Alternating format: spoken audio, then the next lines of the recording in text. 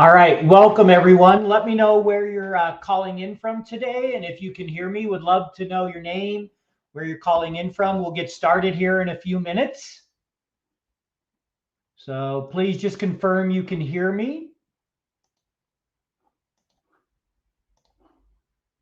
For those who are out there.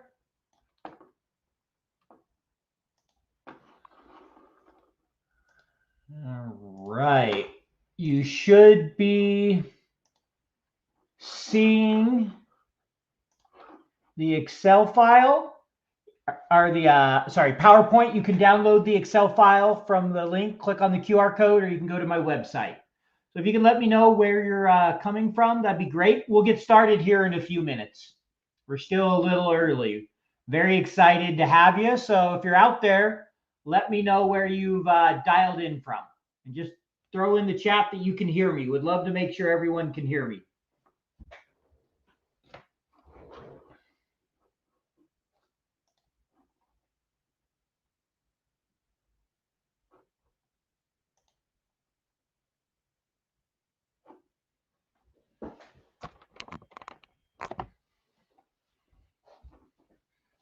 Great. Welcome, Rosemary from New Jersey.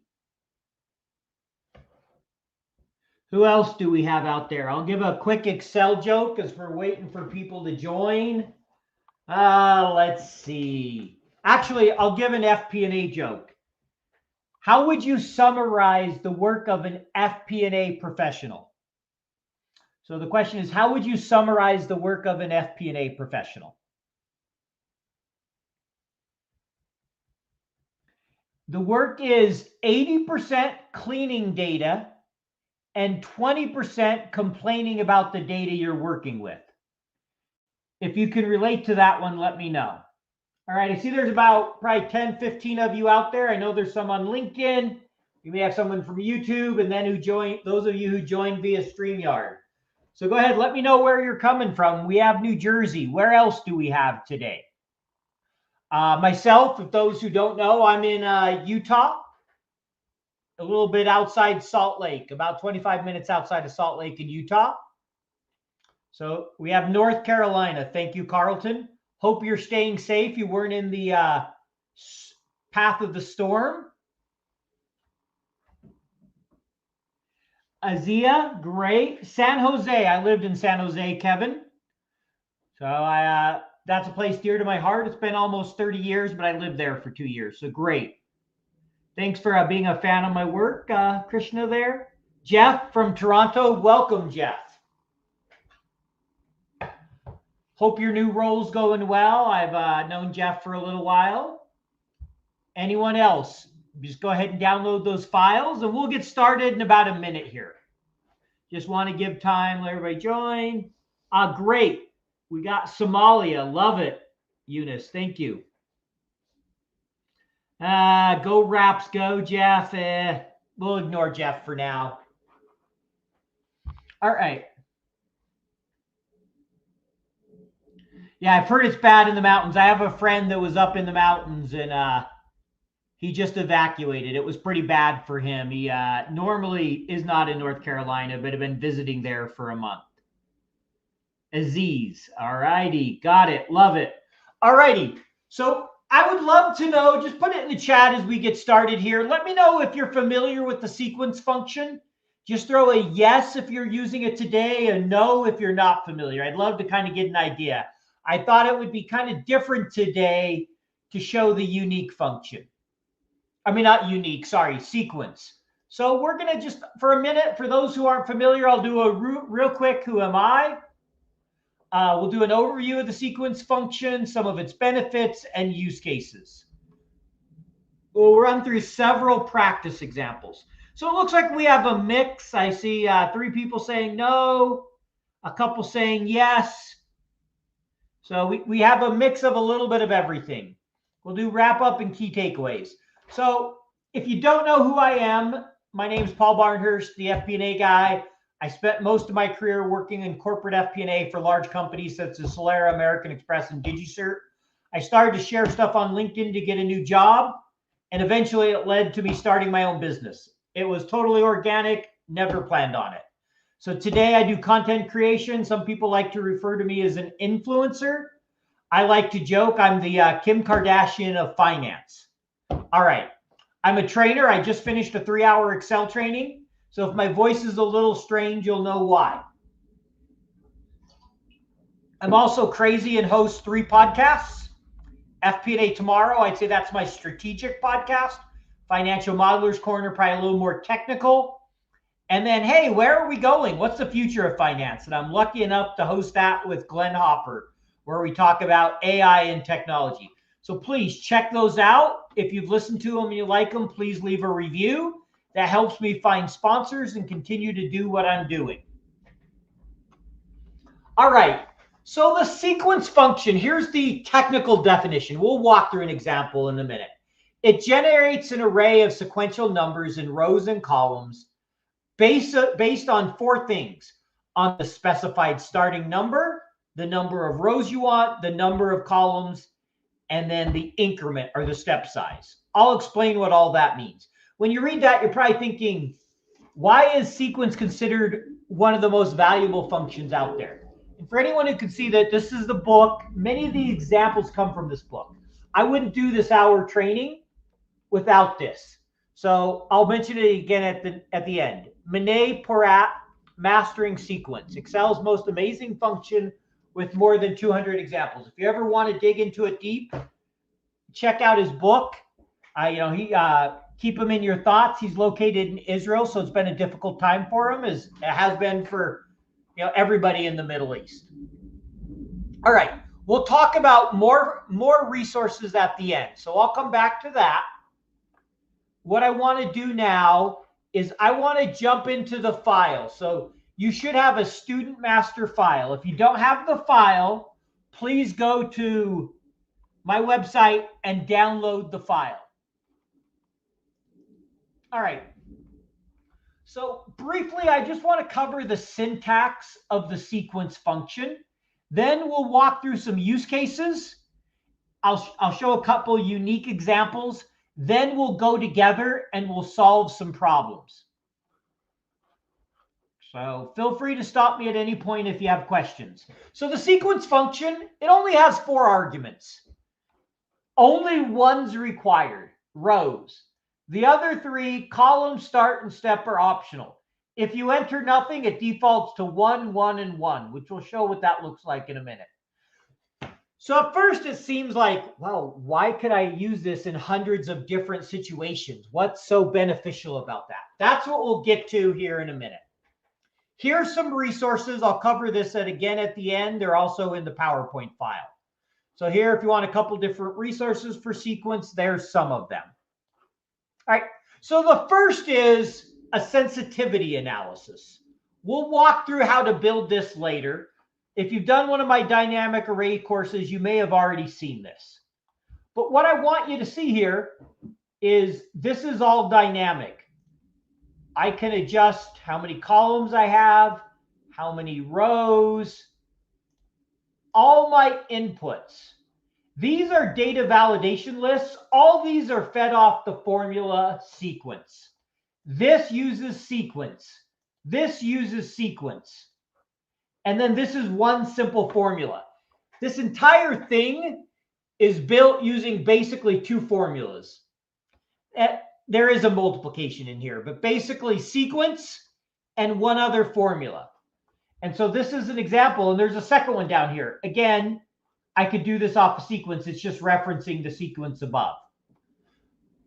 So you can quickly build a sensitivity analysis using sequence. Someone said, Owen Price, can you share it with me? I'm going to ignore that for a moment. Someone said, Monet's book is awesome. I love it. Yes, I get a little overwhelmed by it sometimes because he has just so many amazing examples, and some of them make me think about things I've never thought about. All right, here's my second example. Dynamic investment model. Again, you're going to notice there's a sequence. Here's another sequence, sequence. Here it's referencing some of the stuff up there, a sequence. You can start to see This is referencing sequences. Lots of sequences. That's not the only thing. But look at this. I can change this to, 10 model years or 10 model periods. I have period 0, which is and then all the out years. And down here, it calculates the net present value, the internal rate of return, etc.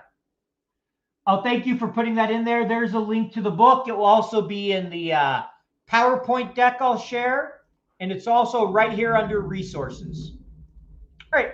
So there's a simple, another example that heavily relies on sequence.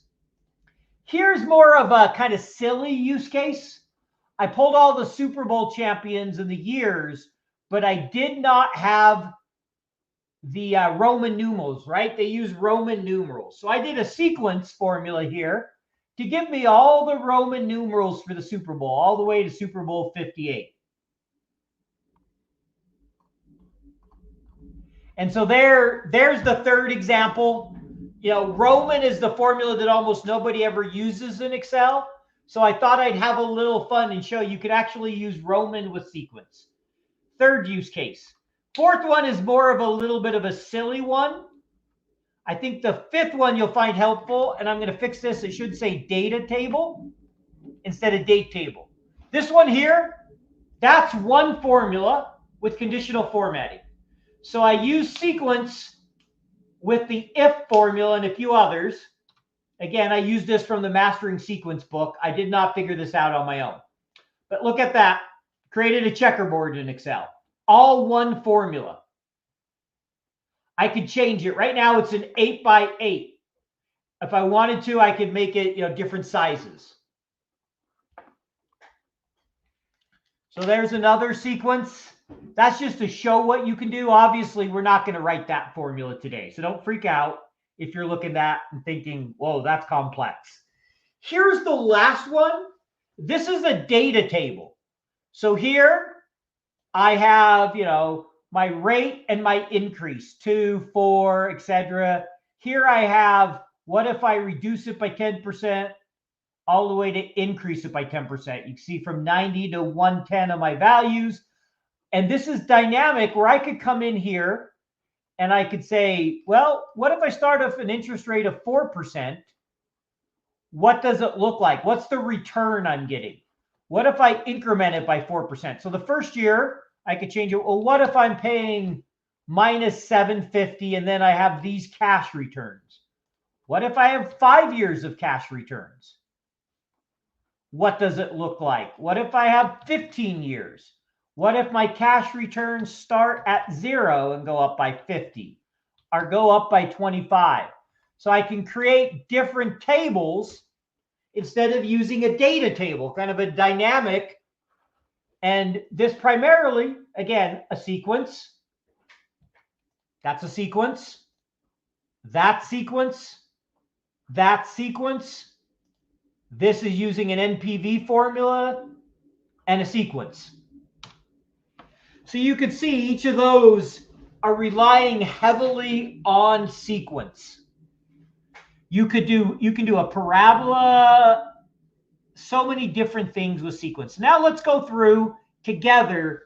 We're going to start with the most basic example and kind of advance through several different examples of how sequence works. And so what you'll notice is there's going to be on each of these next 10 sheets, there'll be a yellow area where you have no formula. I have the formula there because I'm working in the master file. We're going to write the formula together. So the first one is we're going to do something very simple to see how sequence works. Return a vertical list of the next 12 periods, starting with the number 1 and incrementing it by 1 each time using the sequence formula. What I've done is I like to use function inputs. That keeps it dynamic, so if I ever want to adjust it, I can. So instead of typing them in, I'm going to reference them.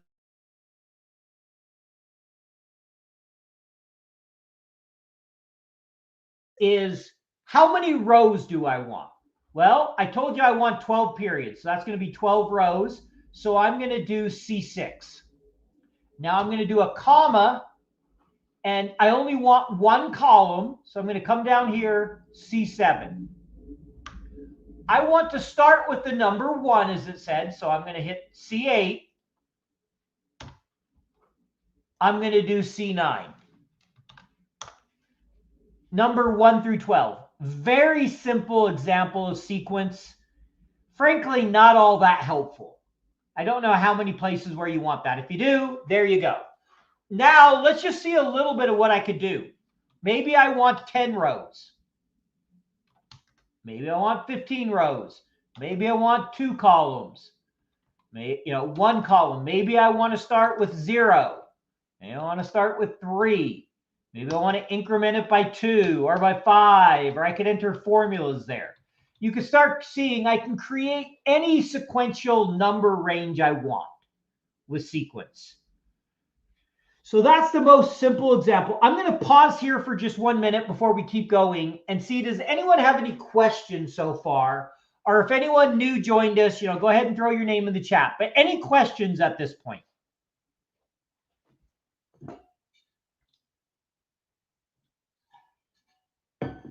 All right, perfect. And is that LinkedIn user that mentioned the book, is that Owen Price out there? Because I see someone that comes through as LinkedIn user. I'm thinking that's Owen, but I'm not sure. All right. So next we're going to go to example 2. And example 2, the only difference, we're going to do numbers again. But notice here, I said, hey, return a horizontal list of the next 12 periods, starting with the number 5 and incrementing by 5. So I've referenced C6, C7, C8, and C9 again. But in this case, my rows is 1. Hey, welcome, Joanna from West Africa. Here, let me make it a little bigger. Thank you there. Is that helpful? What does FP&A stand for? Financial planning and analysis. Or, as some people like to say, let's see if anyone gets this. F Panda, as some have called me, the effing panda guy. So FP&A is corporate finance. You're doing budgeting and forecasting. All right. Sorry about that. I should have enlarged it. I didn't even think about it because my screen's so big. So, all right. So here's the second example. We're just doing columns instead of rows, right? If I change this to 1, I have the numbers 1 through 12. If I flip these, I get an error because there's something in the way. But if I delete that, I now have what I had on the other page. All right. So that's the basis of sequence. Now let's start to get into some examples where I think you might actually use it. All right. So let's now do a date example. We're going to do 3. I think we have 4 different date examples. I would say when I first learned sequence, the only case I really saw were dates. I've now learned there's a lot of other places you can use it. All right. So we're going to walk through a date example. In this case, I think I said return the next 12 months, but I actually returned the next 12 days. We'll do both. So what we're going to do here is equals sequence. All right. I want 1 row, so I'm going to do that. I want 12 columns. Now I'm going to insert the date I want. So if I just put date here, year, month, day, and then my step increase is going to be 1. There I got the next 12 days, right? Fairly straightforward. But what if I wanted the next, let's say I want the next 12 months. So now I'm going to do a date again. We're going to come in here. We're going to do date. We're going to do year. But for month, I'm going to insert a sequence. So I'm going to say, give me 1 row, 12 columns. My start spot is going to be month 1. My step increase is going to be 1 month each time. Going to close that. And I always want it to be day 1. And now I have 12 months. So let me walk through that one more time, both of those. If you follow along with me, first we're going to do days. So if I do sequence and I go 1 row, 12 columns, I want to start with the day. I like to use the date formula. I could type in the date, but here it's all dynamic. I'm going to put in my month, my day. Next, I'm going to do my step increase. Close it. And I have January 1st, 2022 through January 12th. If I want 2024, I can change this. If I want to start with month 12, day 5, right? I can adjust that however I want. If I want 15 columns, so I have 15 days, I can adjust that. All right. So that's the first one. Let's do the second one. Equals. We're going to do date this time. We're going to do year. Then we're going to make the month the sequence. So we want to insert the numbers 1 through 12 here. I won't have time to share it by email now. If you need it, it's on my website. If you go to the FP&A resources, Excel files, it's the first one there. I will share it after we're done, but I don't have time right now to send it to people by email. So you can go out and download the file if you need it, or someone else can send it to you, but I need to keep going. I don't want to slow everybody down for that. Hope you understand, alum, but there's your options. All right. So now we have our sequence. We're going to do 1 row, 12 columns. We're going to start with the month, and we're going to increase it by 1. Close it. We'll add our day here. Close it. And now we have 12 months. We could do 15 months. We could start with month 3. And we now have created a dynamic sequence of dates. I hope you're starting to see that this becomes very helpful in certain reports. Maybe you need to increment the new week, the new month, the new day, and you don't want to drag it down. You can create some inputs, use the sequence formula, and just change your inputs and you're done. And you could have that in multiple places throughout the file. So you could create this once and then link to it. Like I could come here on a different sheet and say equals this date with the pound symbol. And maybe on the other sheet, I have the dates. I just got to change the formatting. As you know, a date is just a number in Excel. You know, what do Excel and guys have in common? See if anyone knows this one. What do Excel and guys have in common? We will get to that in just a minute. Great question, Giovanni Edwards. We'll get to month-end dates. So what Excel and guys have in common is they're both always trying to turn everything into dates. All right. Example 4 here. This is one where, let's say I have a start and end date and I want to create the entire range for that. Notice if I change this to 2022, it now gives me the full year. And you'll notice this says 375. So all I've done is a start date and end date and a calculation for how many days I have. So now all I have to do is write a simple sequence formula here. And so let's write that formula together. first, the number of days is how many rows I want. Or if you want to go against columns, your rows will be 1 and then it will be your columns. This case, I wanted to spill down rows. Columns is going to be 1. My start is going to be my start date. And then I can close it because I want it to automatically adjust by 1 day. And the last step is optional. It will automatically do 1 day. So there's a simple way to create a daily for whatever date range you want.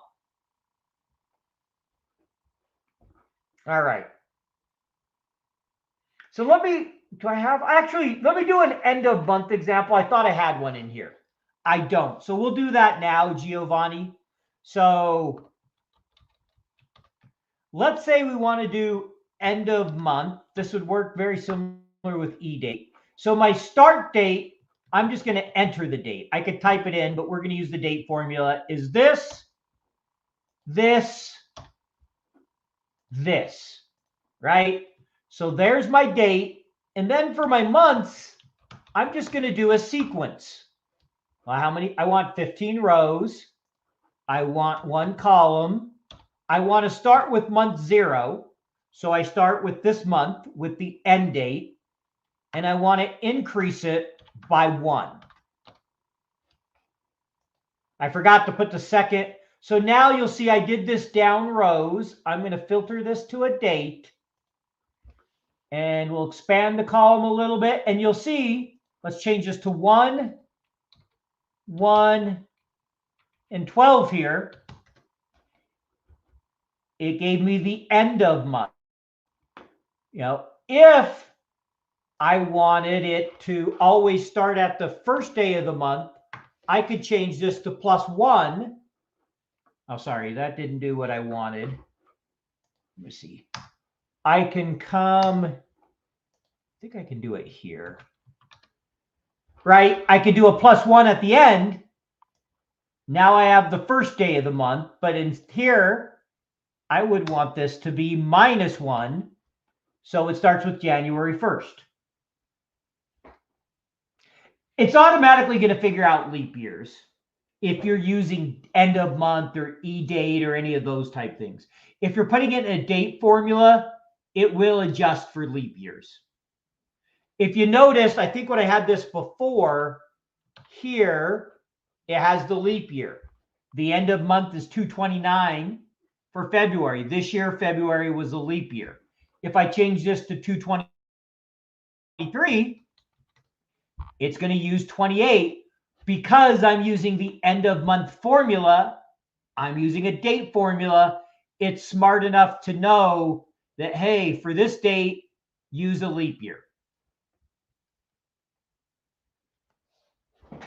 All right.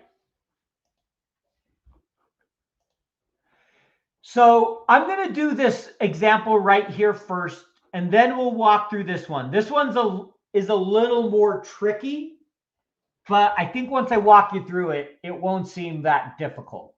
So here, another function I like is, let's just say I want to create, let me delete this. I just want to go forward from today, 7 days. I can type today plus sequence, and however many days I want to go forward, I'm just going to do that because all the other arguments are 1, 1, and 1, or 0. If I want to start from today, if I wanted to start from tomorrow, I could do that. If I wanted to start from today, I could just come in here, skip columns, change the start to 0, and oops, I forgot to put the second comma. That's with columns. And now I could do starting with today, 7 days. So if you need something that starts from today, you can always do today and then add the sequence to the end of it. All right. This one here, what I've done is I have 3 formulas that are all the same, except for I've wrapped them in a text that says, show me the day of the week, show me the month, give me the date. That's the only difference between these. So what it's doing, I want to walk through what this one's doing, is if we take out the text, what you're going to see is it's just sequence. And let me get rid of this. So I'm going to get rid of that for a moment. There we go. It is just dates, right? And it's going to come through as numbers unless I use that text. So the text is just there to give different date formats. The next thing we're doing in the sequence, this is step one. So this right here, this tells it how many rows I want. What it's doing is it's taking today, end of month. So it's saying, give me October 31st, subtract that from end of month minus 1, subtract that from the end of September. That gives me how many days there are in a month, right? There's 31 days in October. If I was dealing with, let's see, today we're on, if I do -7 here, I could start with that day and I would get I can get a different formula if I want. If I change both of those for the end of month, if I do 7 and something else here, what it's going to do is it's just going to count the number of days between these two periods. So I'm saying, give me today, but give me whatever the end of month is for today. Subtract it from the end of month a month ago. That's saying, hey, give me 31 rows. One column. Here I'm saying, hey, start with the beginning of the month. Take today minus 1. So today is October 1st, but the prior month is September. So it's going to be September 31st. Add 1. It gives me the 1st of the month. No matter, if it's tomorrow, it's still going to give me the 1st of October. If it's, 2 days from now, it's going to be the 1st of October. Then I say increase it by 1.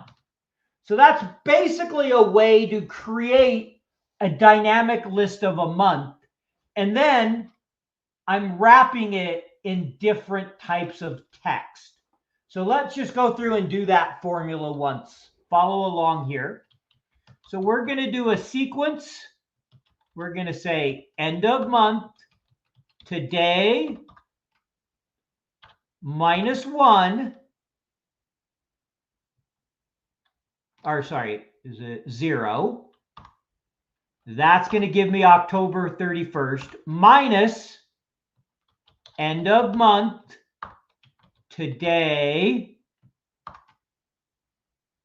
minus 1 plus 1. So I think I accidentally forgot that right there. There we go. Columns is going to be 1. We're going to increase. We're going to start with end of month, today, 0 plus 1, and we'll increment it by 1 day. And it looks like I made a mistake somewhere. I started with November. This should be minus 1. There we go. And so there's another example, and that's the same formula for each of these. Then I can wrap it in a text and see the day of the week or whatever, the year, whatever I want, by just saying text. And at the end, if I put 4Ds,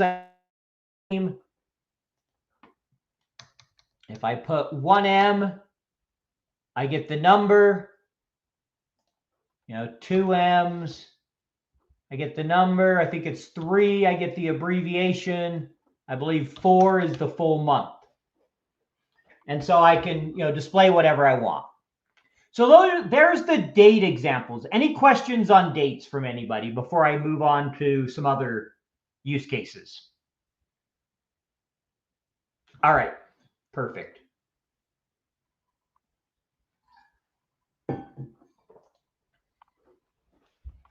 So here's an example where we can get the top n number of values and the bottom n number of values. So this is technically top and bottom, even though it says top n. I'll show you both. So we can do a bottom list and a top list. So first, let's look at this. Let's make sure it's right. Let me sort this from largest to smallest. Sorry, not person. Let me sort the cells from largest to smallest. Let me make this a little bigger. And just please remind me if it's too small. Notice I get Mike, Mary, and Mac, right? You can see that there. Here, I get Kirk, Jasmine, and Jill, the bottom three. If I change this to 5, I now add Joe and Julie, and I add Jay and John. If I change it to 1, I get the top and the bottom. And so how do I do that with sequence? We'll do the formula here in a moment. It's using 4 functions, or 3. 4. Index, match, sequence. So if you know your index, the first part of index is tell me the data I'm working with. Well, I'm going to work with this here, right? You can see it right here. If I look here, you can see I want person. So I'm going to do that again. Index. We're going to select this. Next, we're going to do an X match. My lookup value is going to be large 1, large, and my array is going to be this, and I want to look up the first one.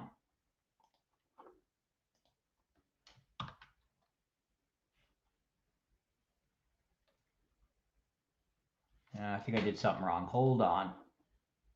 Oh yeah, I forgot to put my match at the front. So I wanted match. There we go. Sorry about that.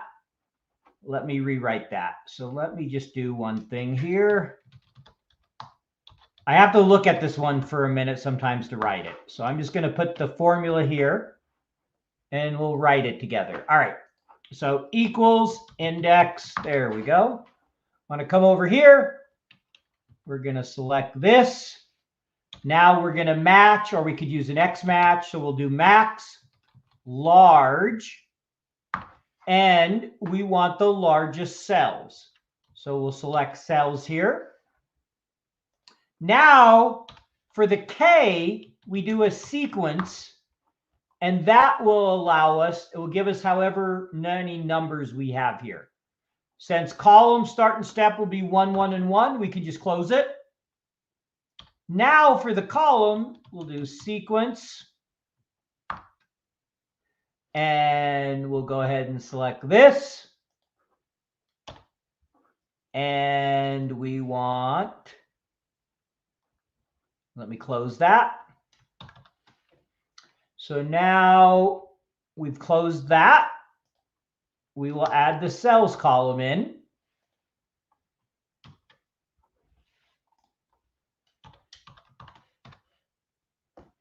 And what did I got one of my parentheses wrong. So give me a minute.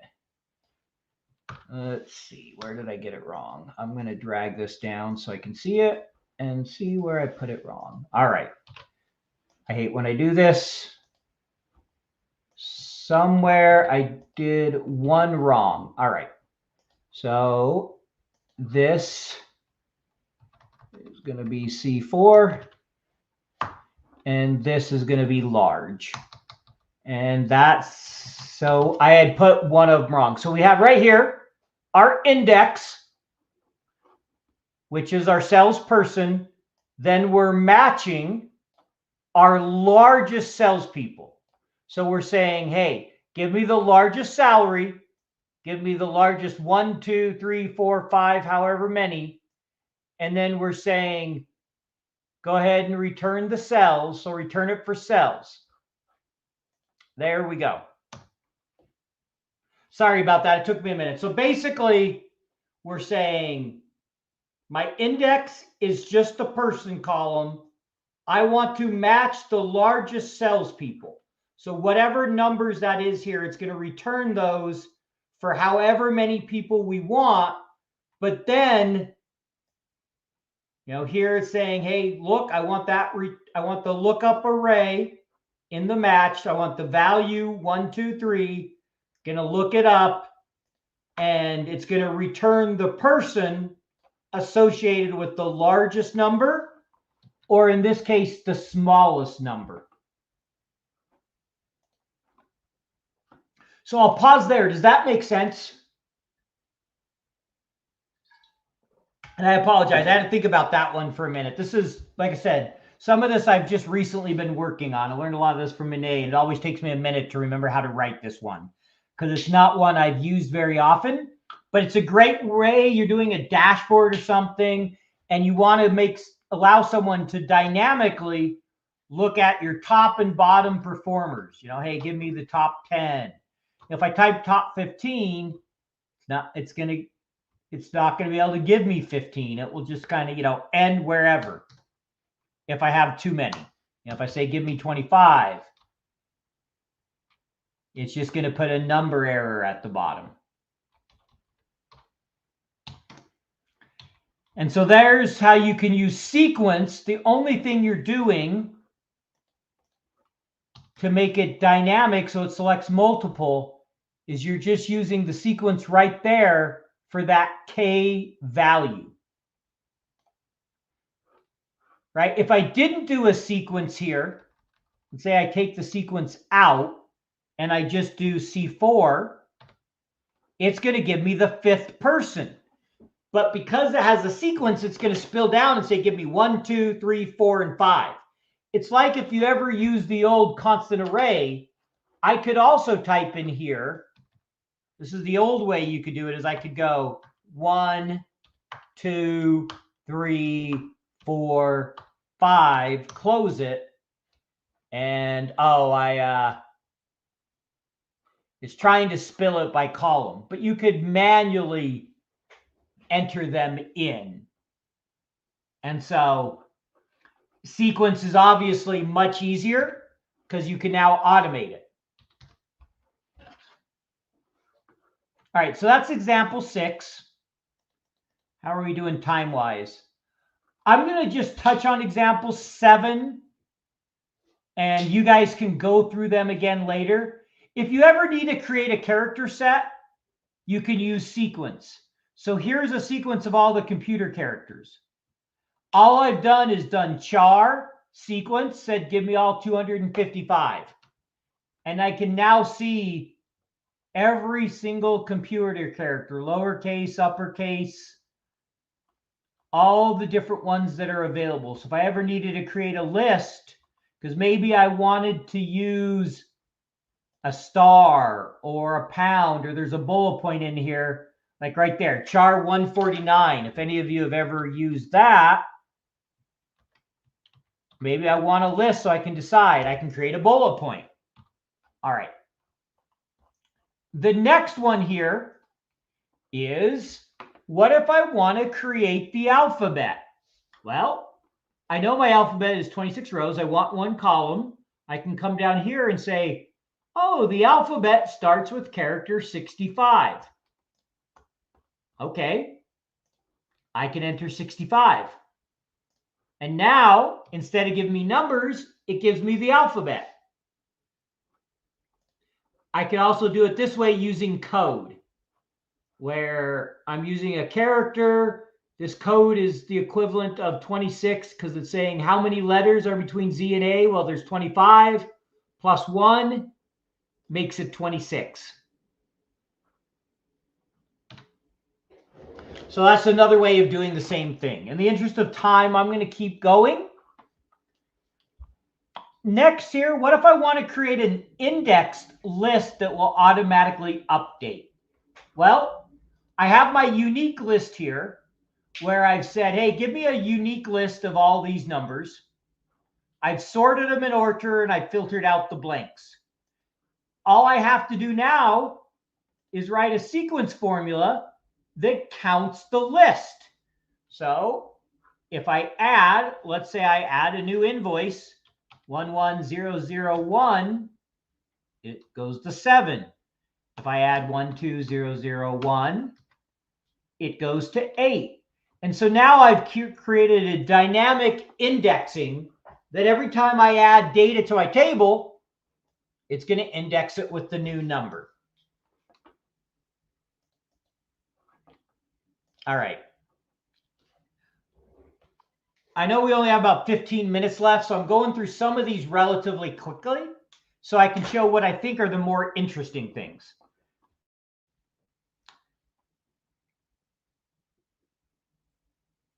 This one here, if I have a VLOOKUP, notice what happens. So I have age right here. Let's say I add sex to this. And I'm just going to move this over a couple columns. All right, Jane is probably female.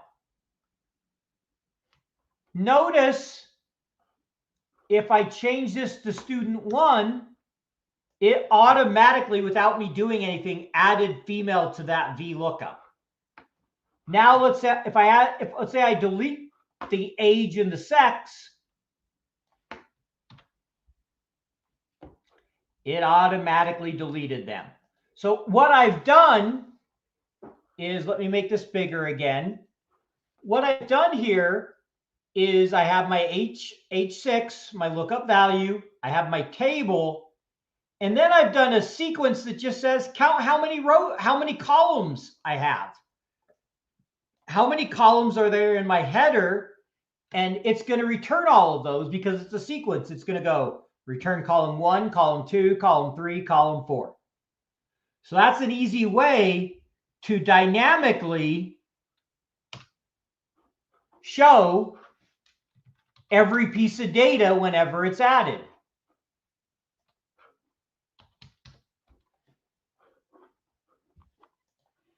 All right. This one here gets a little trickier. I'll ask thoughts. I think we'll go through this one. Would you rather me walk through how to do a sensitivity analysis? Because we only have about probably 8-9 minutes, or the loan example. The reason I use VLOOKUP is you can enter the numbers there. You could do it all with XLOOKUP as well. It was just to show sequence, right? You don't enter column numbers, you select an array. I could do an array, I could do a sequence and probably get it to work with XLOOKUP, but that one's a little easier to look up all with VLOOKUP because the third argument is the column number, and it's much easier to enter those numbers with VLOOKUP. Does that make sense, Jeff? Because you don't enter a column number with XLOOKUP. You do look up arrays. And so that's why I use VLOOKUP for that example. All right. Any preference? Would you like a sensitivity analysis or the loan example? And I'll send out the master file after we're done, because I know you have the practice file. All right.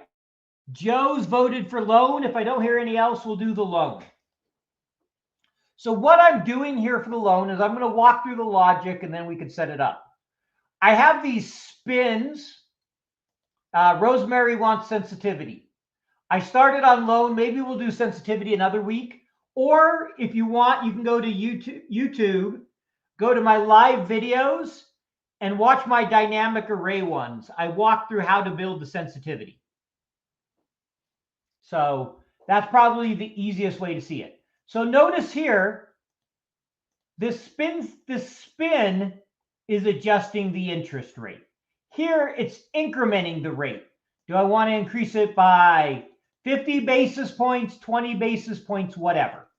Here, this is how many periods I want. Do I want 15 periods? Do I want 25 periods? Whatever. And then here, what's the present value of the number I'm dealing with? So we'll walk through how to do the formulas in a minute. How you set this up is you're going to want the developer tab and you're inserting a spin. So right here is a spin. Wait, sorry, I think I inserted the wrong one. There we go. You're inserting a spin.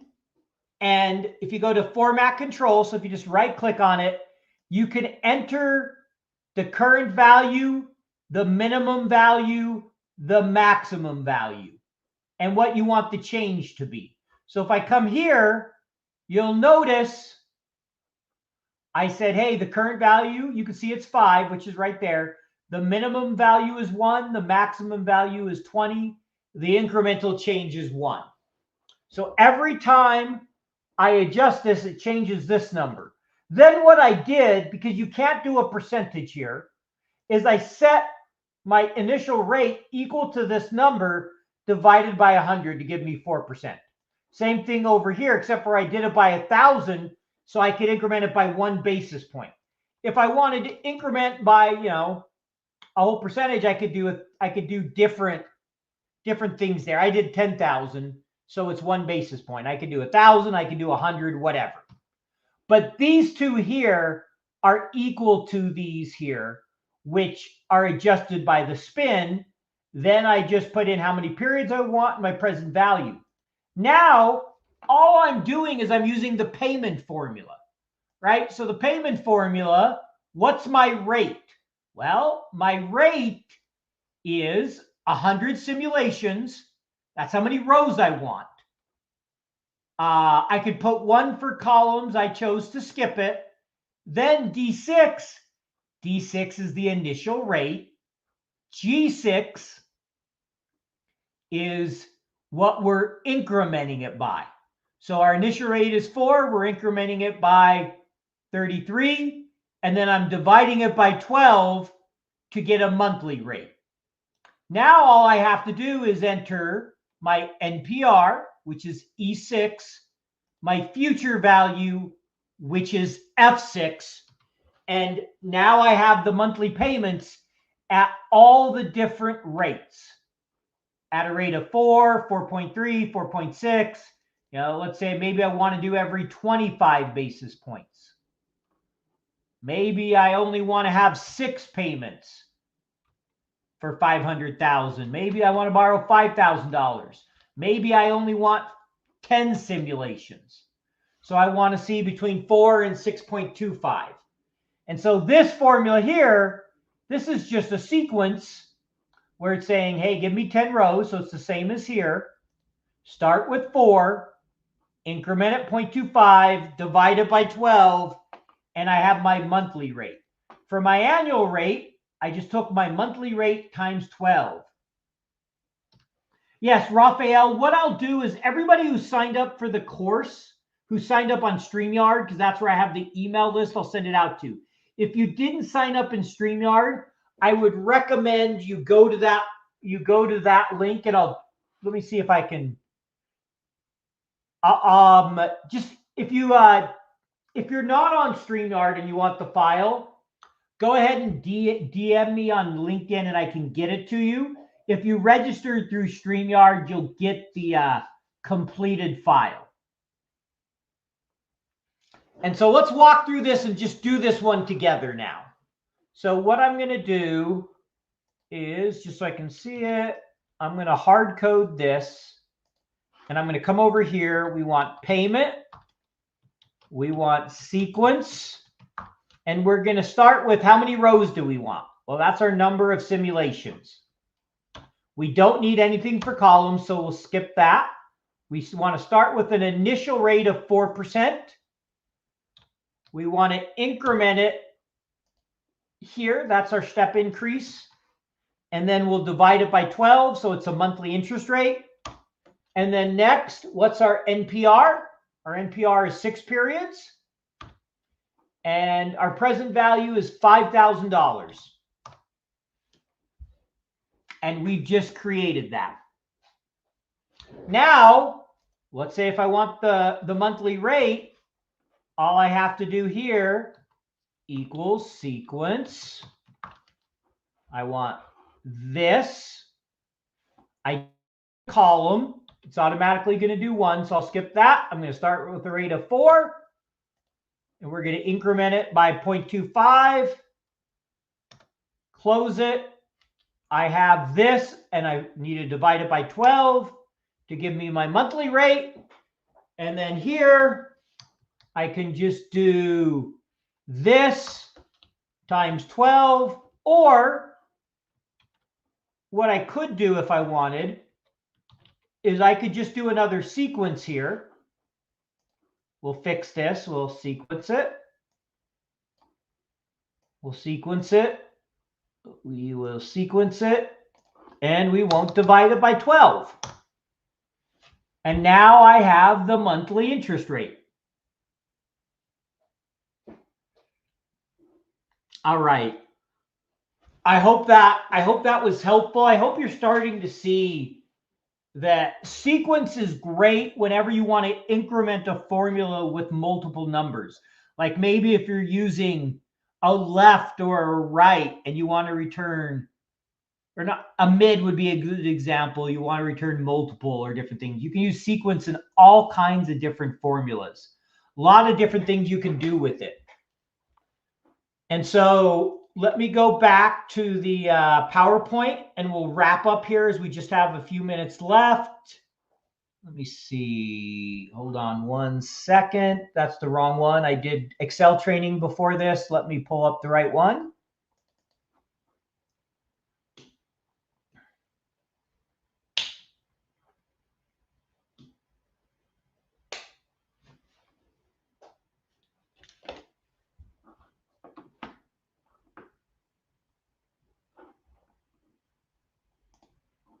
All right.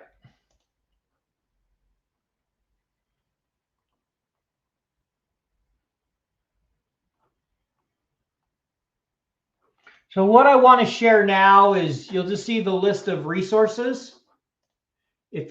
There are a couple here. Here's Microsoft. Here's someone who wrote an article about 16 different uses. Here's the book Mastering Sequence. And for those that are interested, there's also a video. This is the person who wrote the book, Minay Parat, out of Israel. He does an hour video showing different examples of how to use sequence. So a lot of great stuff there. And then just to wrap up, I just want to share. Obviously, I do a lot of free sessions, but as many of you can imagine, free sessions don't pay the bills. So I do always share for those who are interested. If you're not, attend the free sessions. I love doing them. But if you're interested, I have an FP&A Ultimate Course Bundle. We cover business partnering, financial modeling design, data analysis, and modern Excel. Has over 10 hours of content. It's normally $130. With the code webinar, you get 30% off.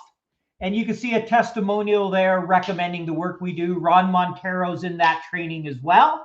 And as we add more material to those 4 courses, you'll automatically get access to them. So you'll have lifetime access, money back guarantee, all those fun things. The second one, if you want just Excel, and this is the same material for these 3 sections that are in the Wharton Wall Street Prep FP&A certificate. So financial planning analysis, module 1, Excel tables, module 2, Power Query, module 3 or session 3, dynamic arrays. You get about 5 hours of content there. Great code, great course. Love for you to check it out. That one's $60. If you use the code webinar, you can get it for free. If you're interested in the Excel tables one, you can go to my website and click on Excel tables from there. And that one's available to anyone for free if you want just the Excel tables. So those are some of the different things I offer. I also offer corporate training if you ever need it for your company. I'd love for you to listen to my podcasts, etc.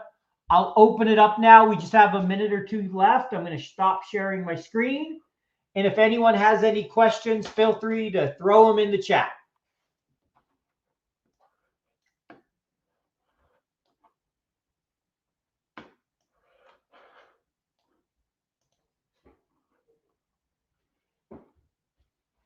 So if anyone has questions, please let me know. I'm happy to answer them. We got a couple minutes left.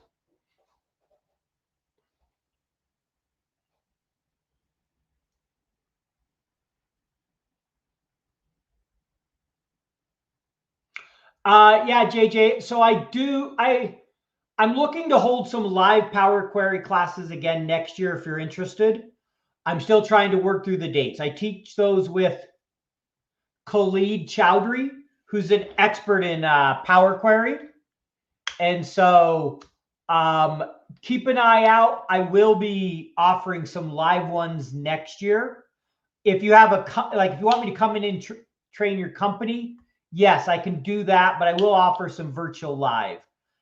Renee, you're welcome. Kevin, what do I prefer for data cleaning? Power Query? SQL works. There are other things, but I'm a huge fan of Power Query. Use it all the time. Yeah, unfortunately, JJ, I'm not planning. Email me and I can recommend some live ones, but I don't think I'll be offering anything between now and the end of the year as far as a live Power Query course. But I can give you some resources. You're also welcome to take the virtual Get Started for a couple hours. So if you want to email me, I'm happy to chat more on that, but I don't have anything planned between now and the end of the year. Sorry about that. What's my favorite data viz tool? I'm a Power BI guy. I used to really like Domo. I think it's good. I think Tableau probably has the best visualizations, but I think Power BI is the most complete tool. I love the fact that it works seamlessly with the Microsoft tech stack. I also enjoy creating visuals in Excel. If I'm just creating visuals for fun, I really like using Excel. But that's not a reporting platform, right? I'm not going to share a bunch of reports in Excel. But I find it fun to create charts in Excel. Any other questions before I let everybody go? I can go 1-2 more minutes here. So feel free to ask any other questions. And I'll ask JJ, do you have a favorite data viz tool? What's your favorite database? Yeah, I don't do enough with databases to have a favorite, but I mostly use SQL. Yeah, please, I need any useful resources. I mean, that's too broad a question to answer. Useful resources for what? For Excel, for Power Query? You're going to have to narrow that question down for me a little bit. Renia, I can't, just say useful resources. If you want the file, DM me. I'm not going to track emails out of here. You'll have to DM me on LinkedIn or sign up through StreamYard, and I'll send it out that way. I hope you can understand. I have to kind of automate this process. So anyone who wants the file, you either need to DM me on LinkedIn or you need to go to the StreamYard link, which was in my email I sent this morning. It's on LinkedIn, and you can register there, and everybody who's registered will get the file for free. As far as resources for SQL, Renia, I don't have any good resources myself, so I won't recommend anything at the moment, but there is a lot out there. David Langer is a good person to follow for that. Maven Analytics is great to follow for that, for SQL. Last Excel joke. This one might get me in trouble, but we'll tell it, and then I'll let everybody go. All right. Why was the spreadsheet constipated? This is for you, Jeff.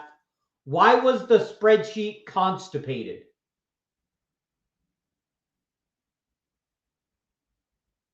Because it couldn't budget. I know that one's a little bit wrong, but it makes me laugh. All right. Thank you, everybody. If there's not any more questions, I'll let everybody go, but thanks for joining me.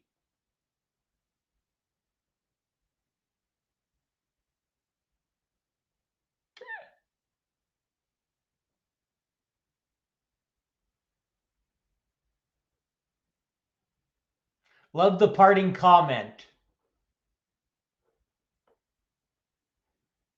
I'm glad the joke was better than some. There are worse ones.